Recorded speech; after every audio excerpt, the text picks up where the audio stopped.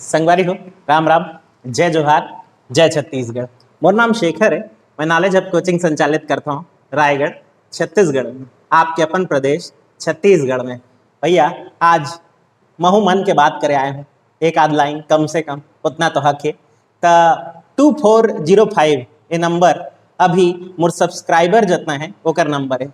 अब मोर बर यह खाली नंबर नहीं है भाई, यह मोर पूरा परिवार बन गए है।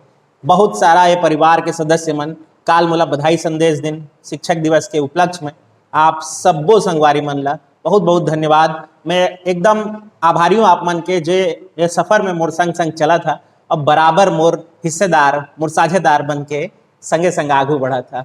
आप मन तरक्की करिया, आप मन ऊंचा मुकाम में पहुंचा ना, मोर ले ज्यादा खुश और कोनो नहीं हुए।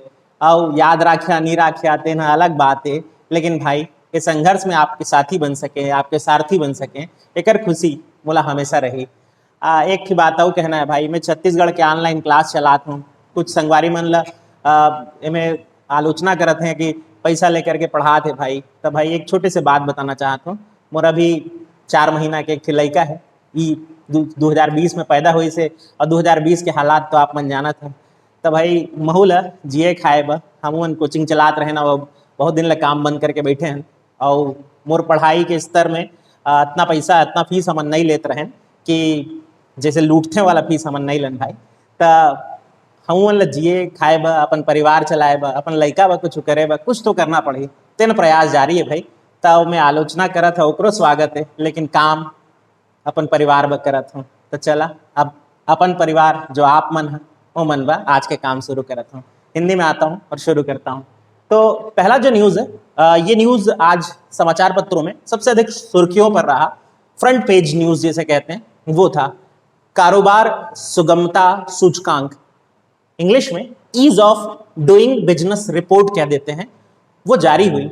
और जारी हुई तो छत्तीसगढ़ के स्थान पर चर्चा हुई।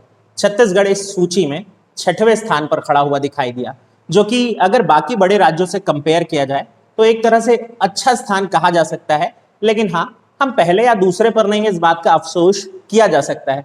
पर अभी इस राज्य में इंफ्रास्ट्रक्चर डेवलपमेंट होने से लेकर के सारे लोगों को साथ लेकर के चलने जैसे बहुत सारे और संघर्ष है जो पार करना है। तो आप अभी हाल याद करें, छत्तीसगढ़ राज्य का स्थान 6वां रहेगा ease of doing business report या कारोबारी सुगमता सूचकांक। ये सूचकांक बिजनेस एक्शन रिफॉर्म प्लान के तहत जारी किया गया। बिजनेस एक्शन रिफॉर्म प्लान 2019 जारी करने वाली थी हमारी अपनी वित्त मंत्री, नाम तो आप जानते ही होंगे, और अभी वो जो स्टेटमेंट्स दे रही हैं आप भूल भी नहीं पा रहे होंगे उनको। निर्मला सीतारमण जी की बात कर रहा हूं मैं। उन्होंने जारी किया और बताया कि अलग अलग राज्यों की क्या रैंकिंग है। अब इच्छा हो जाती है ना कि अगर हम 6वें हैं तो हमसे आगे कौन चल रहा है। तो हमसे आगे में सबसे पहले आंध्र प्रदेश दिखाई देता है, जो कि रिमार्केबल रूप से लगातार 2-3 सालों से स्थान पर काबिज है। अब आदत डाल लीजिए आंध्र प्रदेश को पहला। दूसरे पर उत्तर प्रदेश है, जो कि आश्चर्यचकित करने वाला था, लेकिन हाँ यूपी गवर्नमेंट अच्छा काम कर रही है इस क्षेत्र में, तो यूपी में काफी निवेश हो रहा है और इसलिए दूसरे स्थान पर। थर्ड पर तेलंगाना स्टेट है, एक नए गठित राज्य के लिए ये काफी महत्वपूर्ण है। हालांकि तेलंगाना में जितनी संभावनाएं हैं, ये रैंकिंग और पहले या दूसरे हो सकती थी। चौथे पर मध्य प्रदेश है, जो कि अच्छी बात है, हमारा पड़ोसी राज्य है, वहां निवेश होगा तो हमसे भी प्रभाव पड़ेगा। 5वें पर झारखंड है, और ये तो होना ही है कि भाई वहां संभावनाएं, अकूत संभावनाएं, खनिज है, इंफ्रास्ट्रक्चर ऑलरेडी डेवलप्ड है। और फिर आते हैं हम 6वें नंबर पर। तो हमारे बाद कौन है, ये अच्छा मजा आता है ना कि हमारे बाद कौन आया जानने में। तो 7वें नंबर पर हिमाचल प्रदेश है। अब आप देख पा रहे होंगे कि बड़े राज्य हमसे पीछे चल रहे हैं। हालांकि इसका भी कारण है, वो ऑलरेडी डेवलप्ड है, वहां ऑलरेडी इतना निवेश हो चुका है। अब नए निवेश या नया इन्वेस्टमेंट या नए लोग वहां थोड़ी ना पहुंचेंगे, इसलिए रैंकिंग में वो पीछे दिखाई देते हैं। तो उनको भी निराश होने की जरूरत नहीं है और हमें ज्यादा खुश होने की जरूरत भी नहीं है। हम हैं 6वें नंबर पर, अब तक याद हो गया होगा। अब बात करते हैं अगली न्यूज पर। महिला पुलिसकर्मी छत्तीसगढ़ राज्य के लिए ये न्यूज निकल करके आई है, जो कि एक बड़ी मजेदार और रोचक न्यूज है। रोचक न्यूज इसलिए कि छत्तीसगढ़ निर्माण के बाद पहली बार ऐसा हो रहा है कि जो महिला पुलिसकर्मी हैं उनके गणवेश या यूनिफॉर्म में चेंज हो रहा है।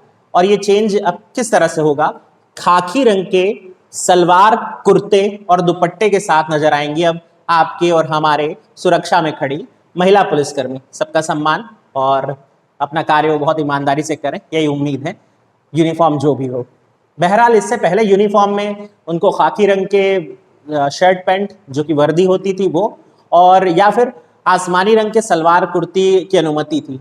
अब ये 20 सालों बाद हुआ परिवर्तन है, ऐसा न्यूज में लिख दिया तो कई लोग कंफ्यूज हो गए। इससे पहली बार चेंज कब हुआ था? तो भाई वो लिखना ये चाह रहा है कि राज्य बनने के बाद पहली बार परिवर्तन हुआ है, इससे पहले कब बदला ऐसा आप नहीं पढ़े। हमारे राज्य बनने के बाद ये पहला परिवर्तन है यूनिफॉर्म में या गणवेश में।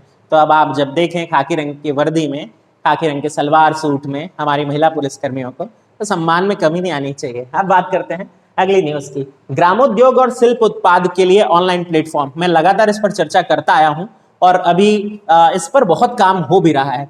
तो आज ये न्यूज फिर आई और फिर हम एक बार सुन लेते हैं इस न्यूज को। तो ग्रामोद्योग यानी गांव आधारित जो छोटे उद्योग होते हैं, जो हाउस होल्ड काम से जुड़े हुए हो सकते हैं, जैसे चटाई बनाने से लेकर साबुन बनाने से लेकर अगरबत्ती बनाने तक के कार्य, या फिर जो कि कलात्मक कार्य होते हैं, शिल्प कार्य की अगर तरफ आए तो जिसमें हम बहुत सारे शिल्प देखे, कास्ट शिल्प देखे, बांस शिल्प देखे, और इसमें एक नई चीज निकल करके आई है कि अब बांस के आभूषण बन रहे हैं। बंगाल में बड़े पॉपुलर होते हैं पता है इस तरह के आभूषण, और अब छत्तीसगढ़ भी बांस के आभूषणों को ऑनलाइन पूरे भारत में या वर्ल्ड वाइड बेचने के लिए रेडी हो रहा है। इसके अलावा मैनपाट अंचल में बनने वाले जो कालीन और कालीन भैया आ रहे हैं वापस, तो थोड़ा चलिए प्रमोशन नहीं कर रहा हूं यार, अब बात करते हैं आगे। तो इसके बाद बात करेंगे वहीं मैनपाट अंचल में साबुन भी बनता है। इन सब को ब्रांडिंग की जाएगी अब और ऑनलाइन प्लेटफॉर्म दिया जाएगा ताकि ये व्यवसाय जो है वो और बड़ा हो सके और हमारे जो ग्रामीण लोग हैं, हमारे जो छोटे लघु कुटीर उद्योग चलाने वाले लोग हैं, उनको बहुत फायदा हो सके। तो गुरु रुद्र कुमार ग्रामोद्योग मंत्री अच्छा काम कर रहे हैं, बधाई के पात्र हैं। अब बात करते हैं अगली न्यूज पर, तो कुछ थोड़ा फन कर लेते हैं। शराब विक्रय का आंकड़ा जो है वो जारी हुआ है और पिछले 7 महीने यानी हम जनवरी से लेकर के अगर अब तक का सफर देखें तो 7 महीनों के दौरान 2400 करोड़ रुपए का शराब पी गए हैं छत्तीसगढ़ वाले। 2400 करोड़ रुपए की शराब छत्तीसगढ़ वाले गटक गए हैं और इनमें जिलों की रैंकिंग भी हुई थी जो सबसे ज्यादा कंज्यूम कर रहे हैं, शराब पी रहे हैं। उनमें आप देख पा रहे हैं रायपुर टॉप पर है, दुर्ग है, बिलासपुर है, राजनांदगांव है, फिर जांजगीर चांपा है। वैसे आप और हम काफी पीछे रायगढ़ वाले। आप कौन कौन से शहर वाले हैं देख लीजिए और कितने प्रतिभागी हैं इसमें वो देख लीजिए, ना हो तो बेहतर है। चलिए अब बात करते हैं अगली न्यूज की। तो जगदलपुर रेड क्रॉस सोसाइटी भी यह समाचार आया और जगदलपुर रेड क्रॉस सोसाइटी पूरे प्रदेश में सबसे अच्छा काम करने के कारण राज्यपाल अवार्ड से सम्मानित हो रही है इस बार। बधाई हो जगदलपुर को, बस्तर से मेरा प्रेम भी है और अच्छा लगता है बस्तर कोई उपलब्धि दर्ज करे तो जगदलपुर रेड क्रॉस सोसाइटी और इसे इस साल राज्यपाल पुरस्कार अपने क्षेत्र में बेहतर कार्य करने के लिए। साथ ही एक पुरस्कार की अनाउंसमेंट और हुई थी, श्रेष्ठ अधिकारी पुरस्कार, ये भी बस्तर अंचल से ही है। अधिकारी का नाम है AM चेरियन और इनको यह सम्मान प्राप्त हुआ। इसके अलावा श्रेष्ठ वॉलंटियर यानी कि जो कि किसी कॉज में, नोबेल कॉज, अच्छे कार्य के लिए सामने निकल करके आते हैं, भले वो उस क्षेत्र के ना हो लेकिन उसके बाद खुद से आकर के सहायता देने वाले होते हैं, वॉलंटियर्स कहते हैं उन्हें। उनमें ये जो अवार्ड है वो सूरजपुर के खाते दर्ज हुआ। बधाई हो सूरजपुर को भी। और श्रेष्ठ वॉलंटियर्स निकल करके आए हैं रजनीश कुमार गर्ग जी, बधाई हो उनको भी। अब बात करते हैं अगली न्यूज की। अगली न्यूज जो है वो सीड बैंक सूरजपुर से है और ये पर्सनली मुझे बहुत इंप्रेसिव न्यूज लगी और आप भी सुनिए, आप भी समझिए कि न्यूज किस तरह से महत्वपूर्ण हो सकती है। तो सबसे पहले तो बधाई दे देते हैं वहां के कलेक्टर साहब रणवीर शर्मा जी को और अब न्यूज को समझते हैं। तो सूरजपुर में सीड बैंक जो खोला जा रहा है उसमें क्या होगा? सीड बैंक स्वैच्छिक रूप से लोगों को प्रोत्साहित करेगा जो जिस जगह के हैं। अब ये सूरजपुर में हो रहा है यानी बात हो रही है सरगुजा संभाग की। उस जगह के अपने जो चावल की प्रजाति है उसको उगाने और उसकी पैदावार बढ़ाने के लिए। तो देखिए भाई, आज की पीढ़ी में ना हम सब जो जितने किसानों को देखते हैं हाइब्रिड बीजों की तरफ भागते हैं, वो शंकर प्रजाति वाले, ज्यादा पैदावार मिल जाए, और अपनी जो ओरिजिनल प्रजाति हैं उनको भूल जा रहे हैं। उनका भी संरक्षण हो सके, उसकी भी पैदावार हो सके, बस इसी को प्रोत्साहन देना है। अब इस होगा क्या इस बैंक में, ये समझते हैं। 5 किलो तक निःशुल्क बीज वितरित किया जाएगा किसानों को। जो भी किसान रुचि लेगा या इंटरेस्ट लेगा वो आकर के 5 किलो तक का बीज निःशुल्क प्राप्त कर सकता है, धान का बीज। और ये भी आपको बता दूं, सरगुजा अंचल में 35 प्रकार के धान उगाए जाते हैं जिसमें से हर किस्म को अभी संरक्षित करके रख लिया गया है और ये किसानों को दिए जाएंगे और उपचारित बीज होंगे, यानी कि वो जिनमें रोग लगने की संभावना कम हो। अब ये किसान पैदावार लेगा और उसके बाद वो यदि स्वेच्छा से 10 किलो तक दान करना चाहे वापस उस बैंक को तो कर सकता है, और इतनी पैदावार के बाद अगर 10 किलो वो दान कर दे तो कोई बुरा नहीं है। और इस तरह से वो बैंक हमेशा किसानों के द्वारा ही संचालित होगा, जहां किसान ही जमा करेंगे अनाज और किसान ही निःशुल्क प्राप्त कर सकेंगे अनाज। संचालन होने के लिए बस एजेंसी का सही काम करना जरूरी है। कलेक्टर साहब की सोच है, अच्छी पहल है, हर जिले में ये होना चाहिए। अब बात करते हैं अगली न्यूज, त्रिवेणी संगम पे बन रहे लक्ष्मण झूले की बात करते हैं। तो यार पहले तो जान लेते हैं त्रिवेणी संगम है कहाँ। त्रिवेणी संगम छत्तीसगढ़ में पड़ता है, राजिम में। अब राजिम में कौन सी 3 नदियां, आप रट डाले होंगे, मैं जान रहा हूँ पीएससी के स्टूडेंट हैं आप। तो हमारे पास पैरी है, सोंढूर है, और तीसरी तो आपको पता ही है। इन 3 नदियों नहीं पता, अरे महानदी यार हमारी, महानदी पैरी और सोंढूर के संगम पर बहुत सुंदर मंदिर बसा हुआ है, राजीव लोचन मंदिर, भगवान विष्णु का मंदिर है। इसी संगम के बीच की तरफ, यानी नदियों के बीच की तरफ एक शिव मंदिर भी है, कुलेश्वर महादेव मंदिर, जिसका संबंध भगवान राम से भी है। ये वही मंदिर है जहां कुल देवता की उपासना की थी भगवान श्री राम ने। वैसे तो मंदिर का स्ट्रक्चर 6वीं शताब्दी का बना हुआ है, 6th सेंचुरी का, और इस मंदिर से थोड़ी दूर पर एक ऋषि का आश्रम भी है, लोमस ऋषि का आश्रम है। तो अब हमारे पास हो गई 3 संरचना, राजीव लोचन मंदिर, बीच में कुलेश्वर महादेव मंदिर, और फिर लोमस ऋषि का आश्रम। इन तीनों को कनेक्ट करते हुए एक लक्ष्मण झूला बनाया जाना प्रस्तावित था, काम चल भी रहा था, लेकिन अभी ये काम ठीक बीच में जाकर के अधर में अटक गया है। कारण है, पुरातत्व जो विभाग है छत्तीसगढ़ का, उसने आपत्ति दर्ज कराई है। आपत्ति क्या दर्ज कराई? उसने कहा कि इस निर्माण क्रम के दौरान यदि कोई भी दुर्घटना होती है, कोई भी अनहोनी होती है, और इससे अगर कुलेश्वर महादेव मंदिर को डैमेज पहुंचता है, तो उसके रिस्पॉन्सिबल कौन होंगे, ये सवाल उठाया है। क्योंकि भाई उस संरचना की वापस प्राप्ति नहीं की जा सकेगी, जिस कारण से ये प्रोजेक्ट अभी अटकता हुआ दिखाई दे रहा है। वैसे ये प्रोजेक्ट अगर पूरा हो जाए तो बहुत दर्शनीय होगा कि एक झूलता हुआ पुल 3 बहुत महत्वपूर्ण केंद्रों को जोड़ रहा हो। उम्मीद करते हैं ये सारी चीजें सुलझा ली जाएं और हम लक्ष्मण झूला देख सकें। एक तो आपने महादेव घाट का लक्ष्मण झूला देखा ही होगा, रायपुर वाला, नहीं देखा तो जाकर के देखें भाई। तो ये जानकारी हो गई इसके बारे में। राजीव लोचन मंदिर तो आप जानते ही हैं, विलास तुंग नाम के राजा ने बनाया था, नल राजवंश से संबंधित, और बाद में उसका जीर्णोद्धार भी हुआ, और आज वो मंदिर छत्तीसगढ़ में बहुत शानदार मंदिर या बहुत शानदार परिसर के रूप में दिखाई देता है। अब बात करते हैं ई लोक अदालत की। तो ई लोक अदालत 19 सितंबर 2020 को इस साल आयोजित की जाएगी छत्तीसगढ़ राज्य के लिए। इससे पहले 12 सितंबर को होने वाली थी, बट किसी कारणों से इसे डिले करके 19 सितंबर अब डेट घोषित कर दी गई है। आप बोलेंगे लोक अदालत क्या होता है? लोक अदालत 2 पक्षों के म्यूचुअल अंडरस्टैंडिंग से, यानी आपसी समझ से मामलों को लोक अदालत तक पहुंचाया जाता है या वहां सुलझाए जाते हैं। लोक अदालत में जो दोनों पक्ष होते हैं जिनके बीच विवाद है, पहले आपस में डिसाइड कर लेते हैं कि किसी मामले को लोक अदालत ले जाना चाहते हैं, और इस बात के लिए रेडी होते हैं कि उससे आए हुए फैसले को वो मानेंगे ही। वैसे ना भी माने तो शर्त तो यही होती है, लोक अदालत से निकले हुए फैसले को और चुनौती नहीं दी जाती या और हायर कोर्ट में उसके खिलाफ अपील नहीं की जा सकती। यही तो खासियत है लोक अदालत की। तो बहुत सालों से पेंडिंग मामले, बहुत सालों से अटके हुए मामले जिनको अब तक निपटाया नहीं जा चुका है, यदि दोनों पक्ष मान जाए तो वो लोक अदालत में जाते हैं और उससे आए हुए फैसले का सम्मान करते हुए उस केस को खत्म मानते हैं। तो भाई इस बार यह आयोजित होगा हमारे राज्य के लिए 19 सितंबर, याद कर लेंगे। फिर बात करते हैं पैरोमोटर या पैरामोटर एडवेंचर की। तो पैरामोटर एडवेंचर के लिए संभावना तलाशी जा रही है मैनपाट में। ये प्रोजेक्ट तो वैसे बहुत साल पुराना है, बनते बनते अब कोरोना काल में अब पहुंच गया है, और अब माना जा रहा है कि नवंबर तक इसे शुरू कर दिया जाएगा। पैरामोटर या पैरामोटर पैराग्लाइडिंग के ही हिस्से का एक तंत्र है, समझ लीजिए, उसी तरह का एक डिवाइस है।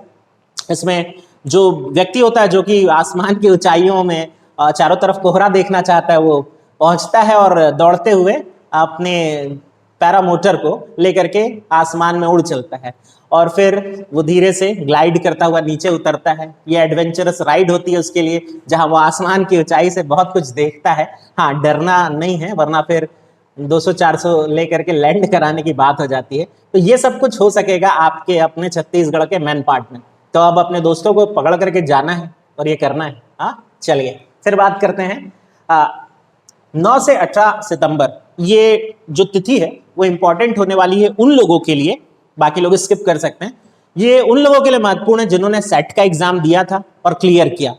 लगभग 2500 छात्र हैं, जितना मैं आंकड़े जुटा पाया हूं, जो सेट का एग्जाम क्लियर किए हुए या सेट का एग्जाम पास किए, और अब वो मांग कर रहे थे कि उनको क्यों नहीं सहायक प्राध्यापक की परीक्षा में बैठने का मौका दिया जाए।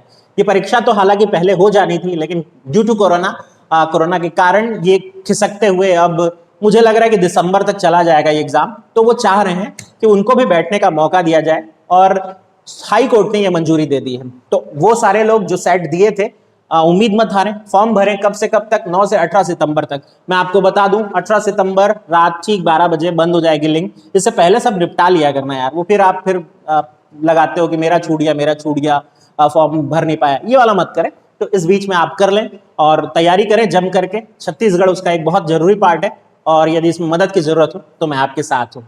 चलिए प्रचार भी कर लिया अपना, इतना तो छूट दे दो यार। चलिए फिर बात करते हैं मड्डा राम जी की। मड्डा राम छत्तीसगढ़ के एक बहुत उभरते हुए क्रिकेटर साबित हो सकते हैं। क्यों कह रहा हूं?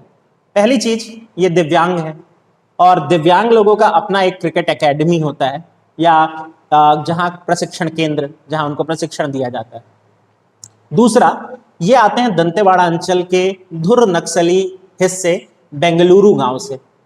अब देखो छत्तीसगढ़ में क्या आयरनी है यार, छत्तीसगढ़ में लोगों को आप ऐसा बोल सकते हो कि हमारे यहाँ पटना नाम का गांव है भाई, उप तहसील। हमारे यहाँ बेंगलुरु नाम का एक गांव है जो कि महानगर हो तुम्हारे, हमारे यहाँ तो गांव है। तो मजाक हो गया, आगे चलता है। तो मड्डा राम जो है वहाँ के बच्चे हैं, और इनको क्रिकेट में बड़ा इंटरेस्ट है। तो इनका एक वीडियो वायरल हुआ था कुछ दिन पहले, जो बहुत देखते हैं इंटरनेट, वो जान रहे होंगे। एक दिव्यांग बालक जो बहुत आसानी से क्रिकेट खेलते हुए दिख रहे थे। सचिन तेंदुलकर को भी समहाउ ये वीडियो मिला, और उन्होंने भी खूब तारीफ की थी, बस तारीफ की थी, उसके बाद कुछ नहीं हुआ था। तो अब वहां के जो सांसद हैं दंतेवाड़ा क्षेत्र के, दीपक बैज नाम है उनका, उन्होंने कलेक्टर से अपील की है कि भाई इस छात्र को पुणे स्थित जो अकादमी है, क्रिकेट अकादमी, वहां प्रशिक्षण दिलवाया जाए, ताकि भारत देश को एक खेल प्रतिभा प्राप्त हो सके। मैं ये न्यूज नहीं चुनना चाहता था, लेकिन इसके चुनने के पीछे सिर्फ ये कारण है कि आपके आसपास जब प्रतिभा होती है ना, तो उसे चिन्हित करके आसमान की ऊंचाई तक ले जाना आपकी जिम्मेदारी होती है। ऐसा हम नहीं करते हैं। हम क्या करते हैं? हम बस ट्वीट कर देते हैं, हम सिर्फ स्क्रीनशॉट लगा देंगे, हम सिर्फ वो व्हाट्सएप पे स्टेटस लगा देंगे, वो सोचते हैं हो गई जिम्मेदारी खत्म। यार ऐसा मत क्या करें। अगर आपके पास है कोई प्रतिभा तो उसका सम्मान करें और उसे आगे बढ़ने में मदद करें। चलिए अगली न्यूज देखते हैं। बस्तर दशहरा पे एक तथ्य मिला है पढ़ते हुए, तो आपसे शेयर कर रहा हूँ। तो बस्तर दशहरा इस बार तो बहुत सिंपल तरीके से किया जाएगा, ये तो सामने है, लेकिन उसके बारे में भाई इस बार भीड़ भाड़ नहीं होगी। तो भीड़ भाड़ से जुड़ा हुआ एक डाटा आया। बस्तर अंचल में जब ये उत्सव होता था, जिसे बस्तर दशहरा कहते हैं, यात्रा कहते हैं, इतनी भीड़ लगती थी, तरह तरह के लोग मेले वेले सब लेकर के पहुंचते थे, अपने सारे खाने पीने की चीजों से लेकर के झूलों के आकर्षण, वस्तुएं जो बिकने के लिए आती थी, ये सब के साथ जब पहुंचते थे, उसे देख करके बस्तर के एक ऊपर लिखने वाले एक बहुत फेमस राइटर केदारनाथ ठाकुर जी ने, जिन्होंने बस्तर भूषण किताब 1908 में लिखी थी, उन्होंने इस किताब में कंपेयर करते हुए लिखा है जगदलपुर को। इन दिनों जगदलपुर इंद्रपुरी की तरह नजर आता था। इंद्रपुरी यानी कंपेयर कर दिया गया है एक महान नगर जो देवताओं की नगरी है, इस तरह से उसकी तरह नजर आता है। और भाई भारत में ना कोलकाता को बहुत ऐसे भीड़ वाला शहर कहते हैं, लेकिन वो कहते हैं कि कोलकाता भी इस समय पीछे छूट जाता है। दुर्गा उत्सव में जो कोलकाता में भीड़ होती होगी, उससे भी कहीं पीछे छूट जाता है जब जगदलपुर की रौनक को हम देखते हैं। तो इस साल ये रौनक तो नहीं हो पाएगी, लेकिन ये पर्व जरूर होगा। आप इस पर्व से जुड़ी हुई हर छोटी बड़ी बात मुझसे जानते रहेंगे। मैं धीरे धीरे लाता रहूंगा, और कभी समय निकाल सका दोस्त तो मैं एक पूरा डिटेल वीडियो भी लाऊंगा। तो कीप सपोर्टिंग में, क्योंकि मुझे आपकी बहुत ज़रूरत है। वीडियो लाइक करें, शेयर करें दोस्तों से, एटलीस्ट एक ग्रुप से तो शेयर करें। आप बोलेंगे फिर ये शुरू हो गया, मांगना शुरू कर दिया इसने, बाकी यूट्यूब चैनल टाइप, लेकिन यार उम्मीद रहती है। तो थैंक यू, मिलते हैं।